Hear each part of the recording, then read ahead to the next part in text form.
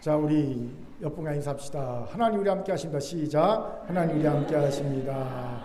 우리 얼굴 보면서 웃으면서 인사합시다. 당신의 얼굴을 보니 하나님의 얼굴을 보는 것 같습니다. 시작. 당신의 얼굴을 보니 하나님의 얼굴을 보는 것 같습니다. 반갑습니다. 다 저를 주목해 주시기 바랍니다. 누군가 변명을 이렇게 정의해 놓은 것을 보았습니다. 소개합니다. 마음속에 변화를 가로막는 그릇된 내적 신념. 어려운 말 같지만 쉽게 말하면 쓸데없다는 겁니다. 저도 평소에 생각했던 바이기에 공감할 수 있었습니다. 그런데 인생을 살아보니 쓸데없어 보이지만 그래도 꼭 해야만 하는 변명도 있음을 깨닫게 되더라는 거지요. 바로 그 변명이 공공의 선이나 진리를 드러내는 역할을 할 때입니다. 한 예로 소크라테스의 변명이라는 책이 있습니다. 이 책은 고대 그리스의 위대한 철학자 소크라테스가 자신의 행동과 철학에 대해 변명하고 있는 대화를 담고 있지요. 당시 소크라테스는요, 시민들에게 혐오감과 불쾌감을 느끼게 했지요. 그의 철학적 탐구와 소통 방식은 사람들에게 아주 낯설게만 느껴졌습니다. 어느 정도였냐면요, 그래서 사형시킬 만큼. 그렇기에 이 변명문은 소크라테스의 성품과 삶 그리고 이념을 알아가는데 큰 도움을 주는 중요한 자료로서 가치가 있지요. 보세요. 이런 변명은 소크라테스라는 위대한 철학자의 사상을 이해하는데 도움을 주는 가치 있는 변명입니다. 그렇기에 변명이라고 무조건 쓸데없지는 않다는 거예요. 하물며 하나님을 위한 변명이라면 말해 무엇하겠습니까? 무조건 해야 하는 가치 있고 소중한 변명임에 틀림이 없을 겁니다.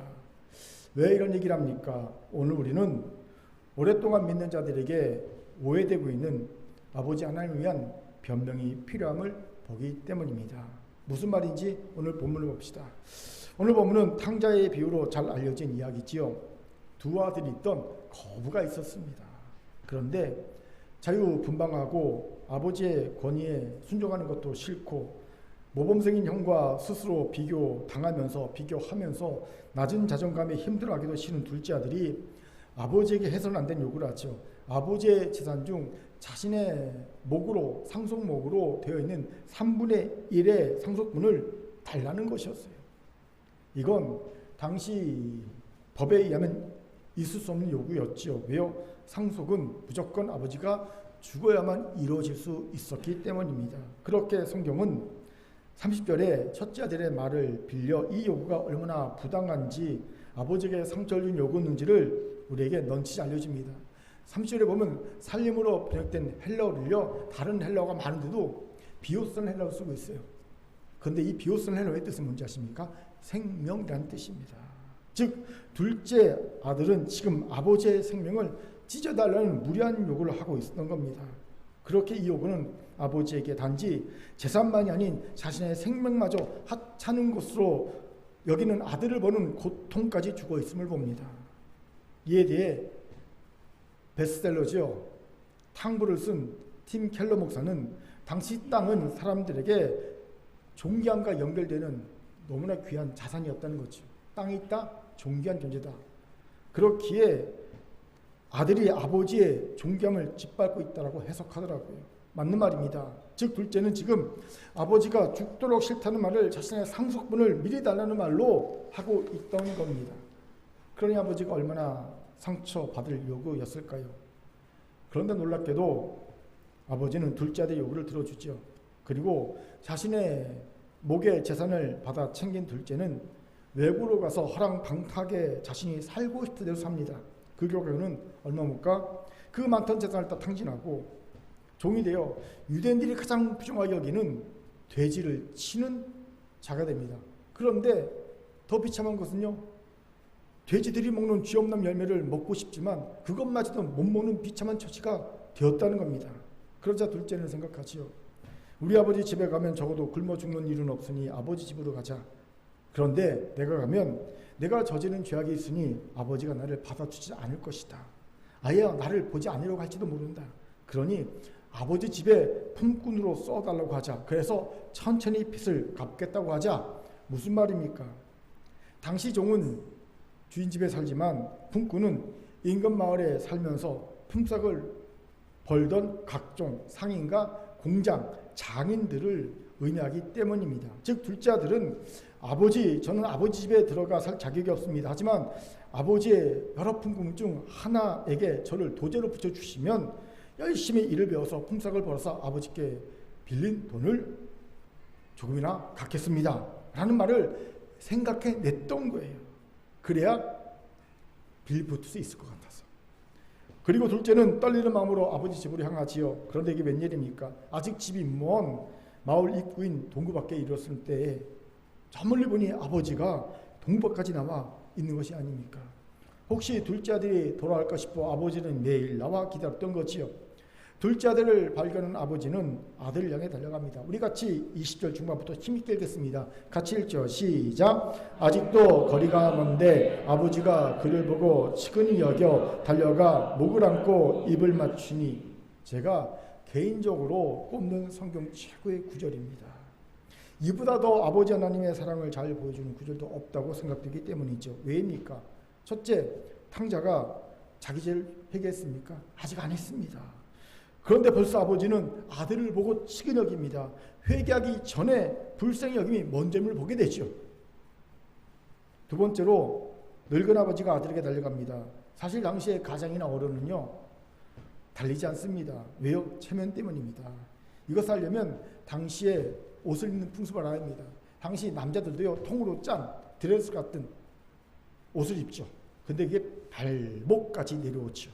그렇게 달리기에 불편합니다. 달리려면요 겉옷을 들쳐 올려 아이들처럼, 그리고 맨살을 드러내야 합니다. 그런데 유대인 남자는요 맨살을 드러내는 것이 부끄러운 일이거든요. 수치거든요. 체면을 깎인 일입니다. 그렇기에 안 달리는 거예요. 그런데 오늘 본문의 아버지는 체면이 깎이는 것도 개념치 않고 아들을 향해 달려갑니다.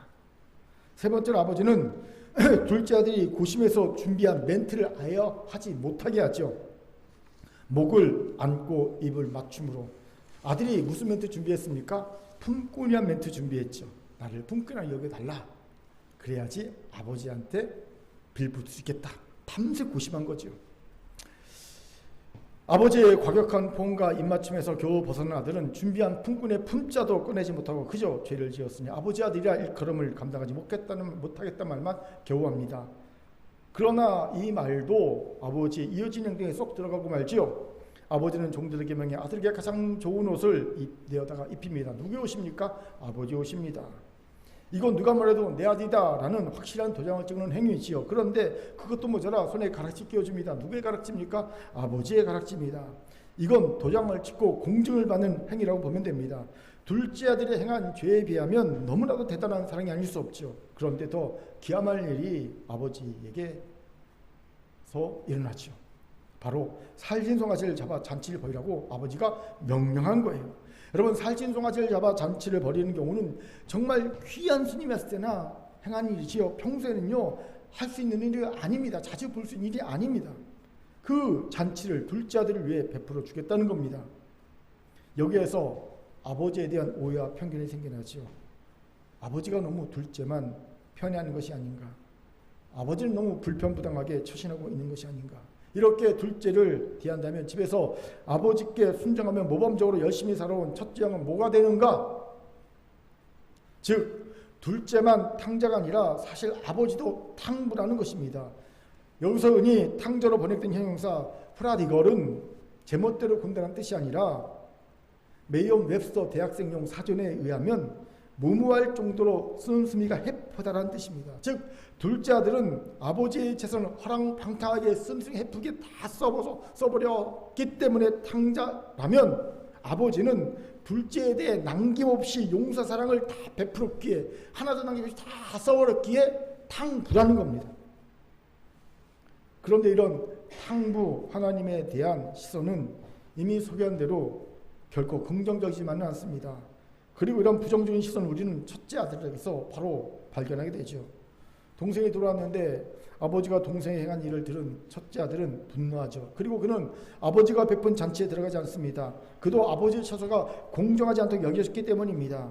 그렇게 첫째 아들을 달래서 연회장으로 다시 들어오게 하기 위해 아버지는 연회장을 나와서 아들에게 찾아갑니다.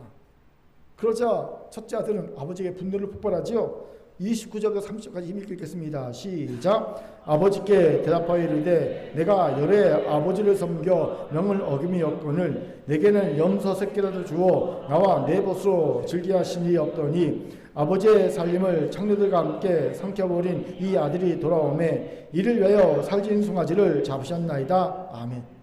여러분, 첫째 아들의 분노 포인트가 뭡니까?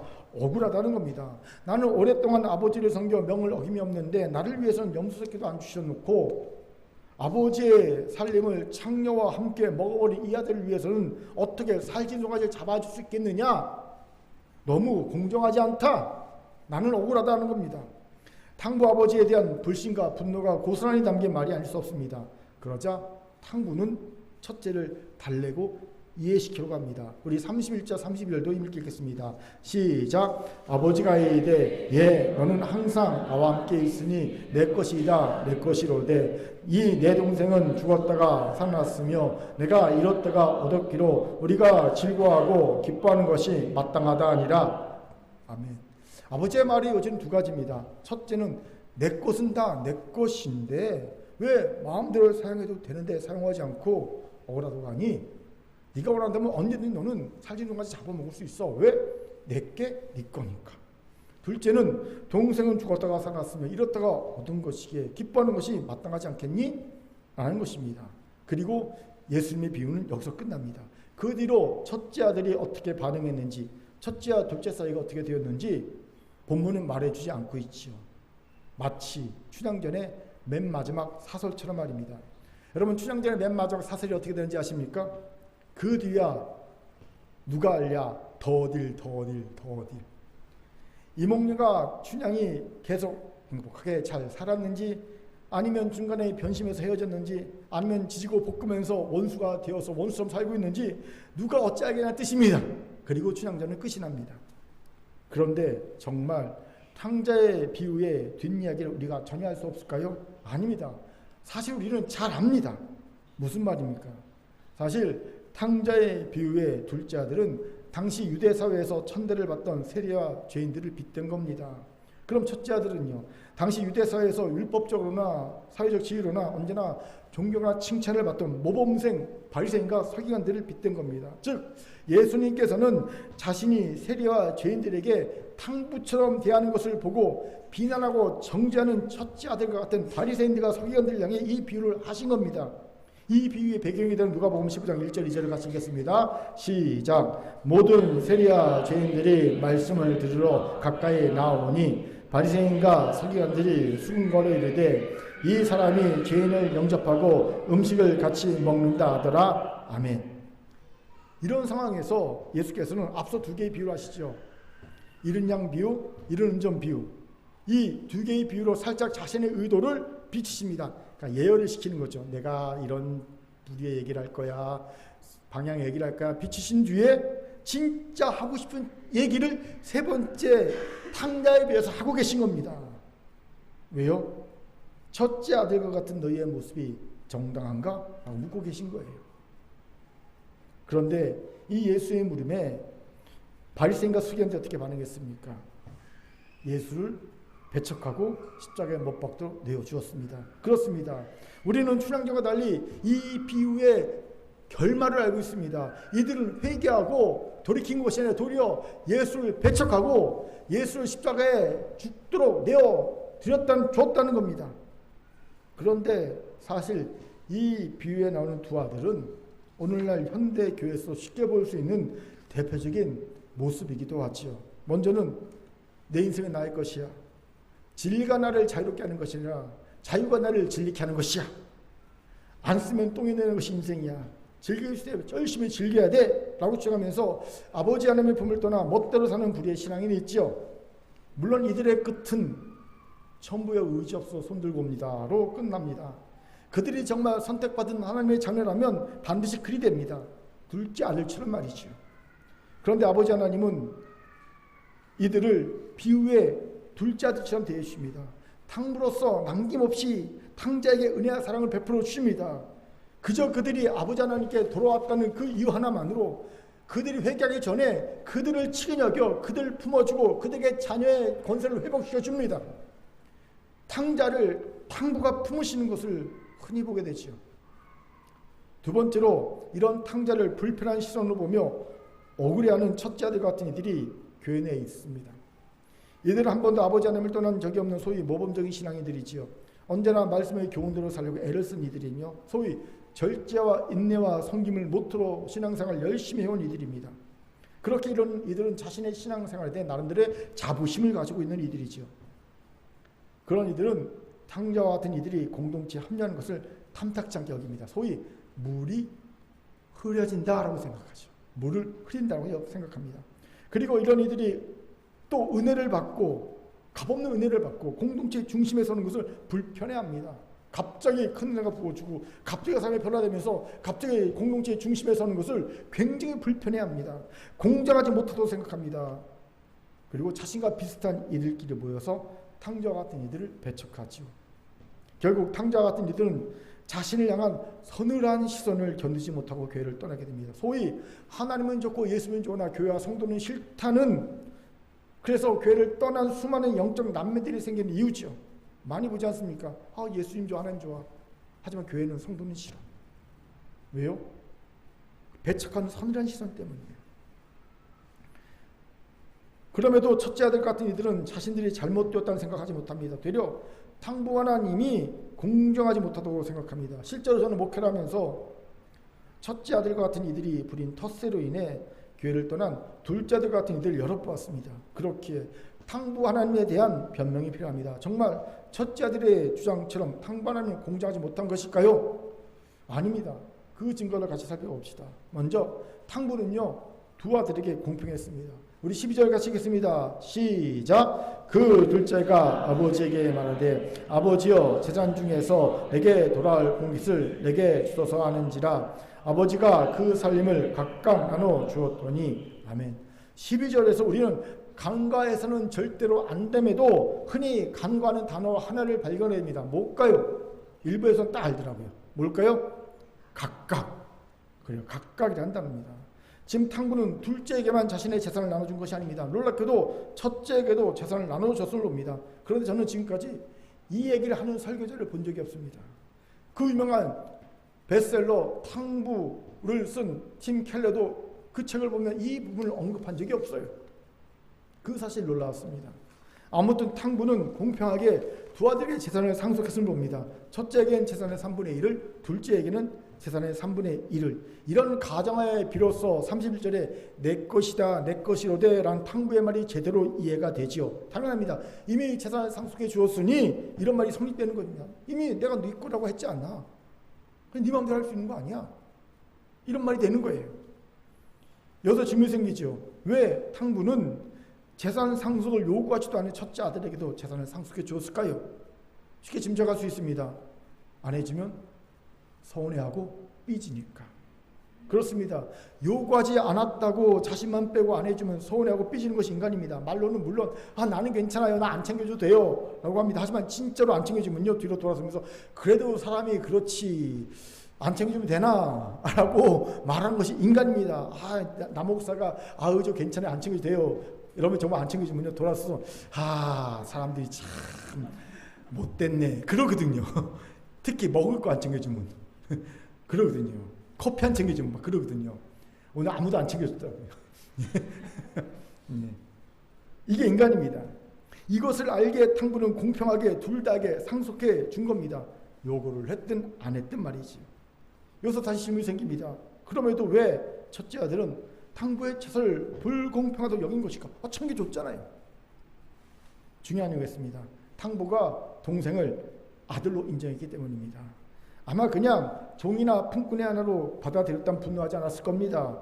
그럼 이들의 차이가 뭘까요? 여러분, 종이나 품꾼은요, 유산을 상속받을 게 없어요. 하지만 아들로 다시 받아들이시면 어쩌면 다시 상속분이 생길 수 있다는 겁니다. 그 가능성이 첫째 아들은 싫었던 겁니다. 전부 자신의 목이라 생각했기 때문에 혹시 자신의 목이 줄어들까봐 싫었던 겁니다. 여기서 의구심 들 수 있죠. 이미 탕부는 모든 전 재산을 아들에게 다 상속했는데 다시 탕자에게 줄 상속 재산이 있는 것이 말이 됩니까? 말이 됩니다. 왜요? 잘 들어보세요. 아직 아버지는 생존해 있습니다.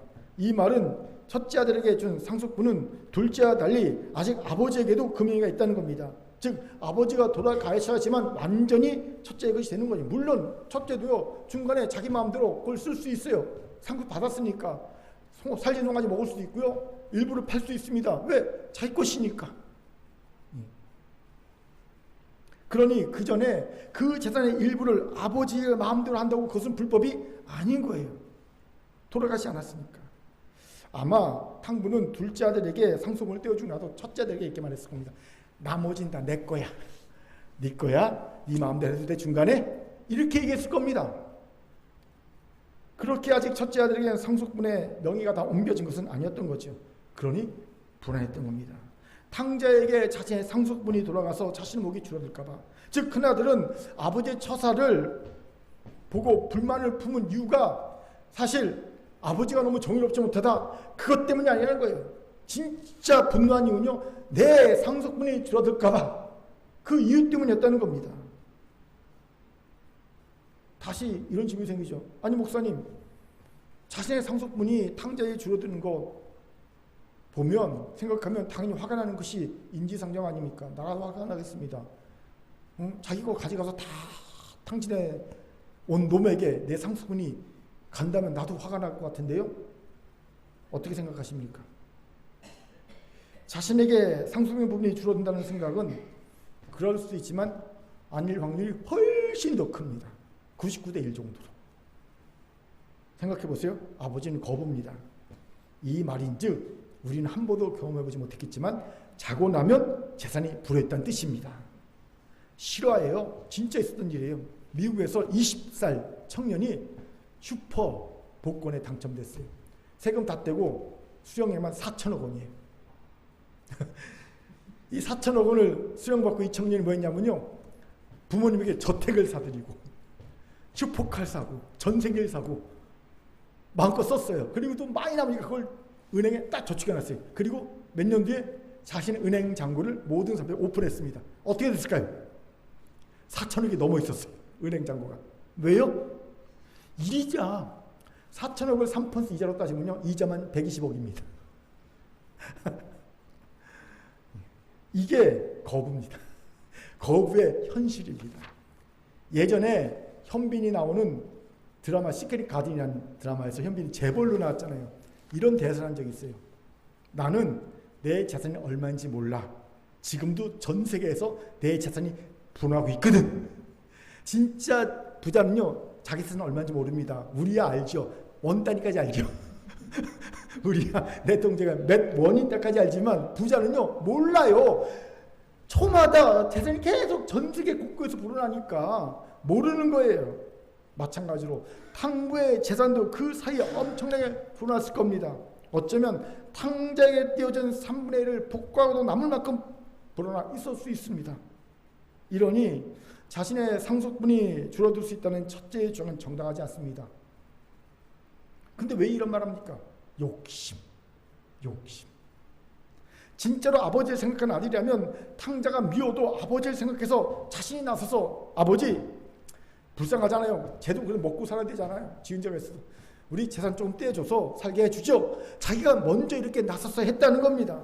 그런데 첫째는 그러기는커녕 아버지가 공정하지 않고 자신을 억울하다고 항의합니다. 그렇게 탕부의 처사는 공정하지 못하다는 주장은 옳지 않습니다. 그런데 첫째 아들과 같은 이들 이후로 하나님이 공정하지 못하다고 주장하는 이들이 여전히 있습니다. 아니 많습니다. 이들도 탕자 같은 이들에게 하나님이 말도 안 되게 크신 은혜를 베풀어 주면 뭐지? 왜 쟤한테 은혜를 베풀어 줘? 그러면 마치 자신이 받은 은혜가 줄어드는 것처럼 분노합니다. 억울해합니다. 이들은 오전 9시에 온 자신들이나 오후 6시에 온 이들이나 똑같이 한 데나리온을 받자 원망한 폰꾸드가 같은 이들이죠.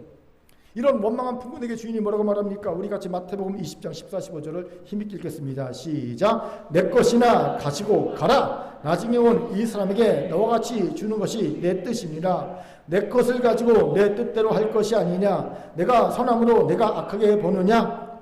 그렇습니다. 자신에게 손해가 났으면 모릅니다. 손해가 나지 않았잖아요. 원래 약속한 한 데나리온 받았지 않습니까? 그리고 이건 도리어 은혜를 받은 겁니다. 왜요? 주인이 안 불러줬으면 하루 공친 건 아니었습니까? 그렇게 주인에게 감사에 마땅합니다. 그런데 주인이 늦게 온 자들에게 공의를 베풀었다고 도리어 원망했습니다.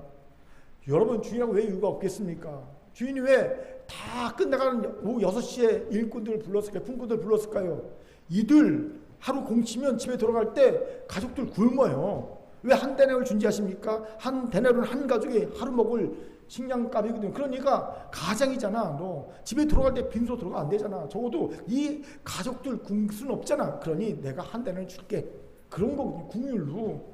가장이 빈손으로 들어가서 가족들 쫄쫄 굶는 아버지 올 때 얼마나 기다리겠습니까? 아버지가 일해서 돈 벌어 오겠지. 그걸 우리 밥 먹을 수 있다 기다리고 있는 그 자식들, 그 아내, 그 실망시키지 말라고 주인이 불쌍해서 한 대는 준 거거든요.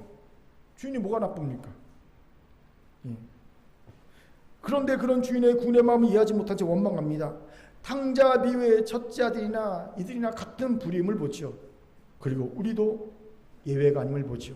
우리도 가로 열고 닫고 제가 보기에 탕자 같은 이에게 하나님이 가로 열고 닫고 제가 보기에 이유도 없이 은혜와 사랑을 베풀어 오신 것을 보면 속이 불편하기 시작합니다. 이런 이유로 하나님을 적으로 돌린 유명한 이가 있죠. 바로 피터 셰퍼의 희고 아마데우스에서 나오는 젊은 살리에리입니다. 그는 위대한 작곡가가 되기 위해 누구보다도 최선을 다하죠. 하지만 자신이 아닌 방탕한 동생 모차르트에게 하나님이 말도 안 되는 음악적 재능을 주시자 분노합니다. 살리에리가 이런 말을 하죠.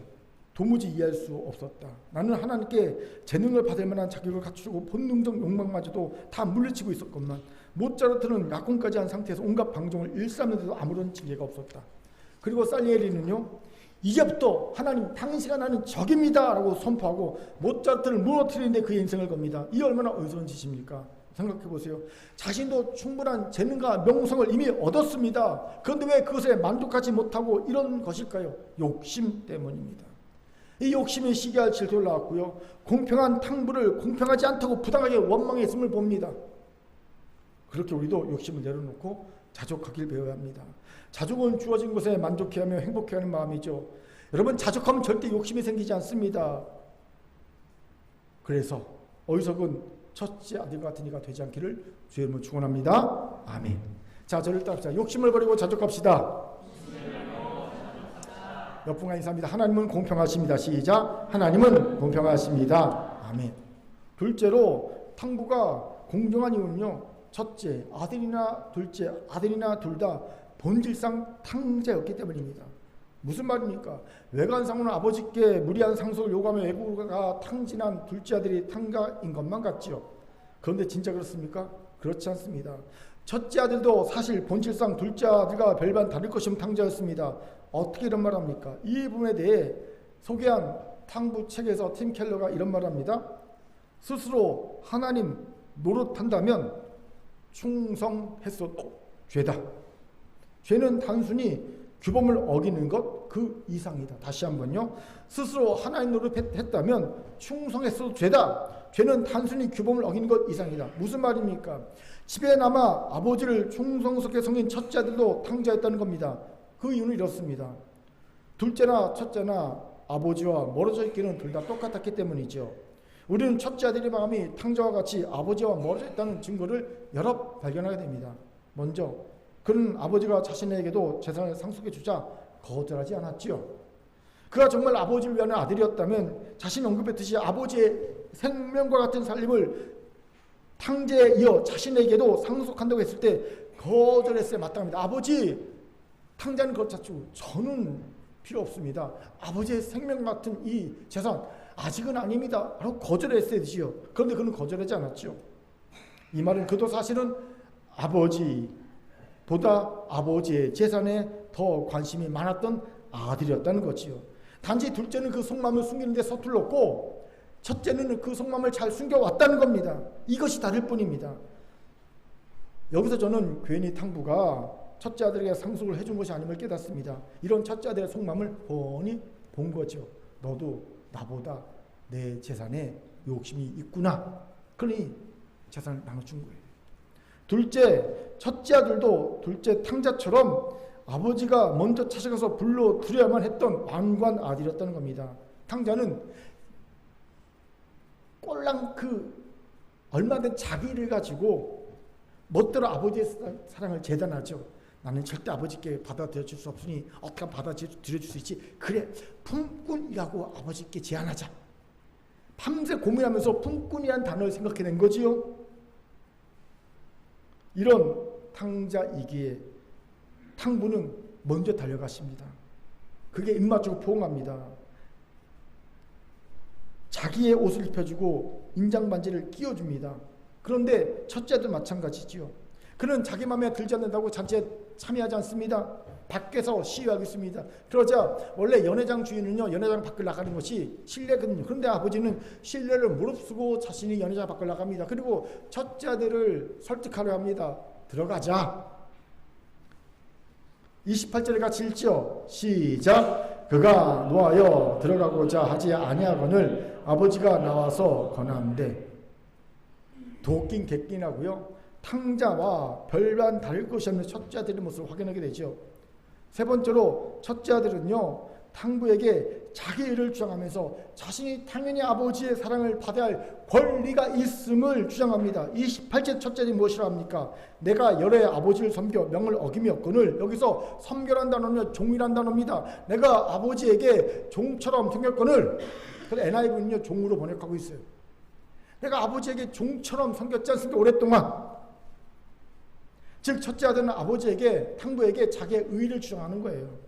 그리고 이어지는 말에서 첫째 아들은요, 내게는 염소 새끼라도 주어 나와 내버서 즐기 하시니 없더냐 말합니다. 이 말에서 마땅히 자신이 아버지의 사랑을 받을 권리가 있음을 주장하고 있음을 봅니다. 무슨 말입니까? 첫째 아들은요, 자기의 의를 주장하면서 자신에게 아버지의 사랑을 받을 마땅한 권리가 있는데 왜 그 권리를 침해하느냐라고 비난하고 있는 거예요. 그런데 이런 모습은 방법은 다르지만 탕자와 내용 같은 모습이 아닐 수 없어요. 왜요? 둘 다 아버지의 권위를 부정하고 있고요. 아버지를 좌지우지할 수 있는 위치에 서려 있기 때문입니다. 한마디로 둘 다 아버지에게 반항하는 아들이었다는 거죠. 다 반항한 아들들이었어요. 보세요. 비록 방법은 달라서 본질은 둘 다 아버지를 이겨먹으려 하는 반항하는 아들이었다는 점이 같았음을 봅니다. 그리고 아십시오. 진정 죄의 본질은 아버지 하나님을 이겨먹으려고 하는 것에 있다는 겁니다. 즉 자신이 하나님 자리에 앉아서 하나님 노릇하는 것이 죄의 본질입니다. 즉 죄는 단순히 규범을 어기는 것 이상이라는 거예요. 규범을 어기는 어떤 행위 이상으로 내가 하나님이 되려는 것 자체가 죄의 본질이라는 겁니다. 그렇기에 사실 본문의 탕자의 비유는 실제 탕자의 비유라고 불리는 것보다 탕자 형제 비유라고 해야 더 적절합니다. 탕자 형제 비유. 이것에 주목하십시오. 둘째나 첫째나 다 탕자였습니다. 그리고 탕부는 둘에게 공평에 대했습니다. 탕부는 한 거죠. 둘 다 탕자라는 사실을. 그리고 공평에 대한 겁니다. 그렇게 첫째 아들이 아버지를 향해 탕자에게 은혜를 베푸는 것이 옳다고 비난하는 것은 맞지 않습니다. 왜요? 자기도 탕자인데 하나님은 탕부는 그 탕자, 첫째 탕자를 품에 안고 데리고 살잖아요. 더 큰 애 받고 있잖아요. 이거 다 네 거라고 말하고 있지 않습니까? 그러니 자기가 어떻게 비난할 수 있겠습니까? 말이 안 되죠. 아마 저 같으면요, 첫째의 본심을 깨닫는 순간 바로 내쳤을 것 같습니다. 이 나쁜 놈, 너나 둘째나 똑같아, 너도 나가라. 그랬을 것 같습니다. 그런 놀랍게도 우리 주변에도 첫째와 같은 탕자들이 많습니다. 이들은 자기를 주장하면서 마치 자신에게 하나님의 은혜가 주어져야 마땅한 그런 권리가 자신에게 있는 듯 생각합니다. 이런 특징이 뭔지 아십니까? 하나님의 은혜와 사랑이 주어지면 감사하잖아요. 왜? 내 마땅한 권리잖아요. 내가 이렇게 열심히 오랫동안 애써 수고했는데 하나님 이거 주는 게 당연하지. 구원 주시는 게 당연하고, 내 자녀 이끄는 게 당연하고, 내 삶 이끄는 게 당연하고, 형통케 하는 게 당연하고, 당연하죠. 그게 감사하잖아요. 감사해요. 끝. 진정 감사하지 않아요. 정말 감격하지 않습니다. 또 하나님이 마땅한 자신의 권리인 은혜와 사랑을 주지 않으면요, 원망합니다. 분노합니다. 낙담합니다. 좌절합니다. 하나님, 내가 그렇게 오랫동안 교회를 섬겼는데 내가 하나님 헌신 봉사한 이게 뭡니까? 왜 내 삶에 이런 일이 벌어집니까? 왜 내가 병에 걸리죠? 왜 이런 사고가 나죠? 왜 우리 자녀들의 일이 잘 안 풀리죠? 왜 내 일이 잘 안 풀리죠? 왜 직장 일이, 사업 일이 왜 잘 안 되죠? 하나님, 왜 이런 은혜를, 사랑을 마땅한 내 권리 안 주시죠? 내가 그동안 애써 수강이 뭐가 됩니까 도대체? 하나님 공정하신 분입니까? 공평한 분입니까? 따집니다. 왜요? 마땅한 권리라고 생각하니까. 이들은 첫째 아들과 같은 탕자임을 봅니다. 즉 하나님 자리에 자신이 앉아있는 이들입니다. 그렇게 다른 누가 탕자가 아닌 바로 내가 탕자임을 아는 게 정말 중요합니다. 내가 탕자임, 내가 탕자. 책 탕부에 나온 이야기입니다. 어느 신문에 세상의 문제는 무엇인가 라는 공개 질문이 실렸을 때 카톨릭 사상가인 G.K. 체스턴이 이런 짤막한 답신을 보냈다고 합니다. 담당자에게. 그건 바로 나입니다. G.K. 체스턴들이. 맞아요. 탕자는 다른 누가 아닌 바로 납니다. 우리가 이 사실 진심으로 인정한다면 어찌 감히 탕부에게 공정하지 않다는 비난할 수 있겠습니까? 어찌 감히 이 사랑과 은혜는 당연한 내 권리라고 주장할 수 있겠습니까? 없다는 겁니다. 주시면 감사, 안 주셔도 감사. 여러분 그래요?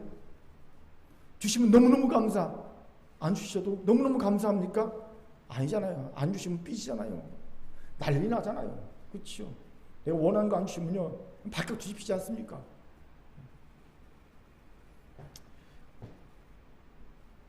오늘 내가 탕자라는 이 깨달은 고백이 있기를 주의 이름으로 축원합니다. 아멘. 자, 이렇게 인사합시다. 내가 바로 그 탕자입니다. 시작. 내가 바로 그 탕자입니다. 아멘.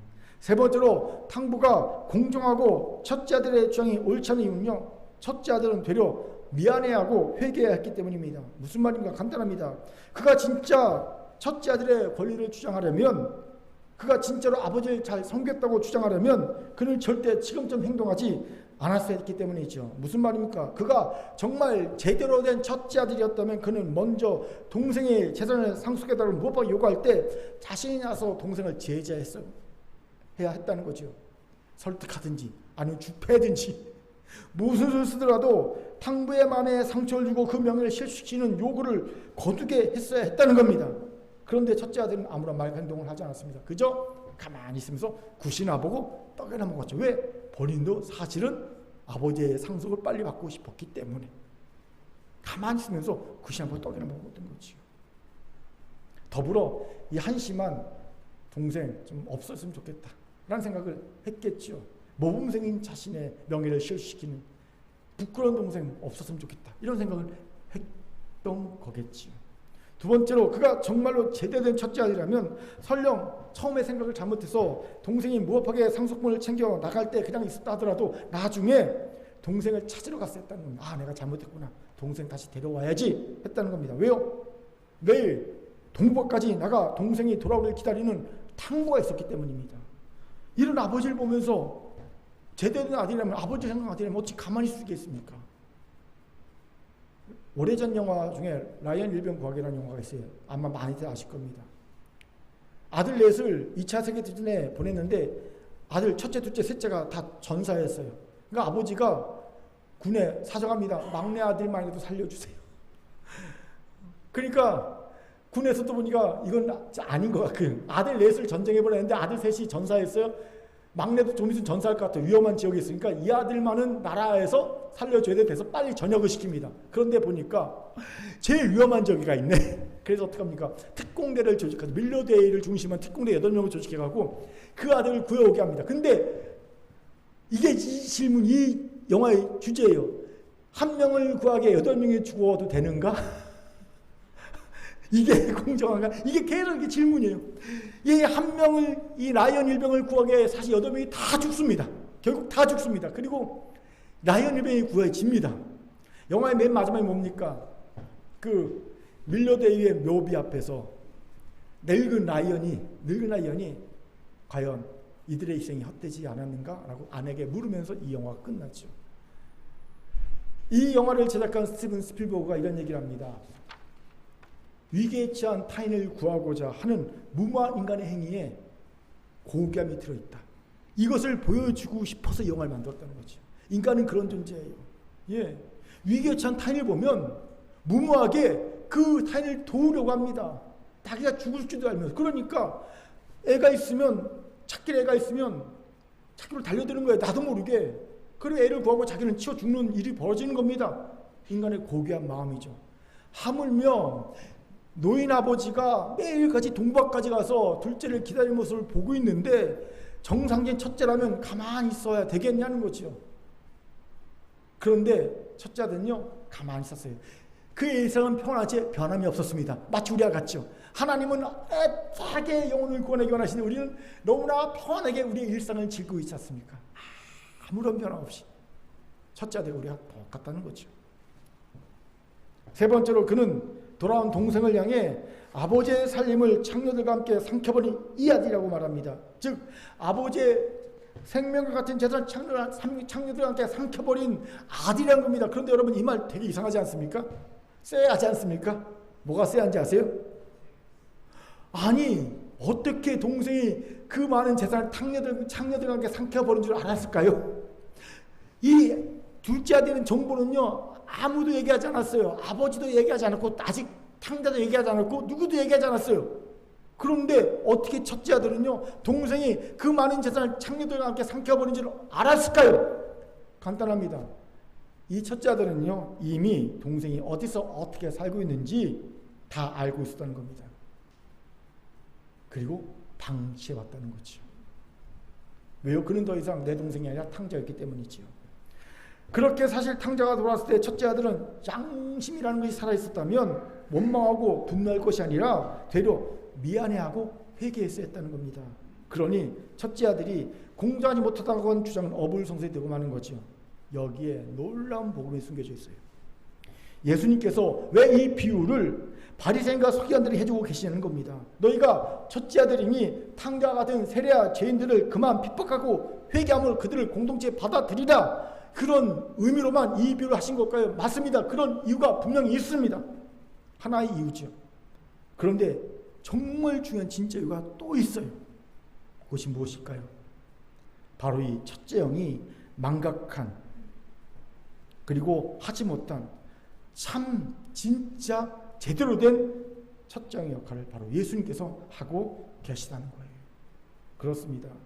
진짜 첫째 영이 했어야 할 일을 지금 예수님께서 탕부 아버지를 위해 하나님 위해 하고 계신 겁니다. 직접 인간을 위해 이 땅에 오셔서 인간의 몸으로 죄인과 세리의 친구가 돼서 그들을 찾고 찾으셨던 겁니다. 이른 양을 찾고 찾듯이 이른 절 찾고 찾듯이 찾으셨다는 겁니다. 아버지 탕부의 마음을 잘 알기에. 왜요? 첫째 아들 역할을 해야 될 바리새인과 서기관들이 그거 안 하니까. 예수님이 직접 자기가 첫째 아들이 돼서 그 일을 하셨다는 겁니다. 그렇습니다. 예수님께서는 지금도 마땅히 우리가 해야 할 첫째 아들의 책임을 망각하고 도리어 탕자를 배척하고 쫓아내게 바쁜 우리를 대신하여 첫째 아들 역할을 담당하고 계십니다. 저는 우리 큰 교회를 목회하면서 이런 일을 여러 번 경험한 적이 있어요. 마땅히 우리가 해야 할 첫째 아들의 사명을 망각한 채 도리어 탕자에게 서늘한 시선을 보내며 무관심으로 일관하기에 탕자가 공동체를 떠날 수밖에 없는 상황이 이뤘음에도 예수님께서 우리 대신 첫째 아들이 되셔서 그들을 다시 찾아가 다시 아버지 품으로 공동체 품으로 돌아오게 하시는 은혜를 여러 번 경험했습니다. 저는 여기 있는 여러분이 그 은혜의 수혜자라고 믿습니다. 그렇게 여러분이 지금 이 자리에서 예배드리고 있는 것이 아닙니까? 누군가가 여러분 시험 들 때 찾아갔던 것은 하나님이 그를 통해 첫째 아들 역할을 감당하셨기 때문입니다. 그렇지 않으면 여러분 여기 있겠습니까? 우리같이 쉽게 시험에 들고 쉽게 원망 삐지고 낙담하고 나 교회 떠날래. 금방 조금만 마음 상하면 나 교회 떠날 거야 라고 입에 달고 사는 우리들입니다. 여기에 있는 이유는 하나님이 누군가를 첫째 아들처럼 사용하셨다는 겁니다. 그렇게 사랑하는 큰교회 성도 여러분, 이제 우리가 방치고 망각했던 첫째 아들의 사명을 감당합시다. 이제 예수의 그 짐을 우리가 인계합시다. 그것이 환난당한 자, 원통한 자, 빚진 자를 취하고 구원하여 하나님 나라의 큰 용사 세우는 비전과 사명을 감당하는 큰교회와 성도가 되는 모습일 줄 믿습니다. 아멘. 아멘. 아멘이 작아서야 뭐 되겠나. 아멘. 자, 저를 따뜻하. 이제 당신이 예수님 대신 옆분 보면서 이글이글 타는 후 첫째 아들이 되어야 합니다. 시작. 첫째 아들이 되어야 합니다. 아멘. 이제 말씀 마치죠. 탕부 하나님은 오랫동안 첫째 아들들에 의해 억울한 누명을 쓰고 계셨습니다.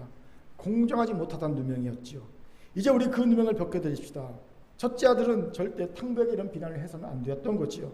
왜요? 먼저 탕부는 아들들에게 공평하게 대해주었기 때문입니다. 그렇게 공평하지 않다고 주장하는 첫째 아들과 같은 이들은 자신의 욕심을 먼저 봐야 할 겁니다. 그는 욕심을 버리고 자식할 줄 알아야 할 겁니다. 두 번째로 사실 첫째나 둘째나 방법만 다를 뿐 탕부를 이겨먹으려 하는 본질상 같은 탕자였다는 겁니다. 그리고 이것이 죄의 본질입니다. 죄는 규범을 어기는 것을 넘어서는 개념입니다. 우리가 하나님 자리에 앉아 하나님 노릇하려는 것이 가장 큰 죄의 본질임을 잊지 맙시다. 세 번째로 진정한 첫째 아들이라면 탕자를 찾자는 것에 대해 되려 미안해하고 회개해서 했다는 겁니다. 그런데 첫째 아들의 망각한 사명을 예수님이 대신 해주고 계셨습니다. 이제 우리에게 말씀하십니다. 첫째의 사명을 인계받으라고. 이 명령에 순종합시다. 사랑하는 긍휼 성도 여러분, 우리 탕부 아버지의 억울한 영을 벗겨드리면서 이제 우리의 욕심도 버리고 우리의 교만도 버리고 도하여 우리의 사명은 되찾을 수 있길 바랍니다. 오늘 이 은혜가 있기를 주의 이름으로 축원합니다. 하나님의 주신 말씀이었습니다. 아멘. 기도하겠습니다. 사랑과 자비하는 참 감사합니다. 하나님, 오늘 탕부 아버지의 마음을 진정을 하는 첫째들이 되어서 우리의 죄악도 버리고 욕심도 버리고 사명은 되찾는 우리 모두가 되게 도와주옵소서. 감사드리며 예수님 이름으로 기도합니다. 아멘.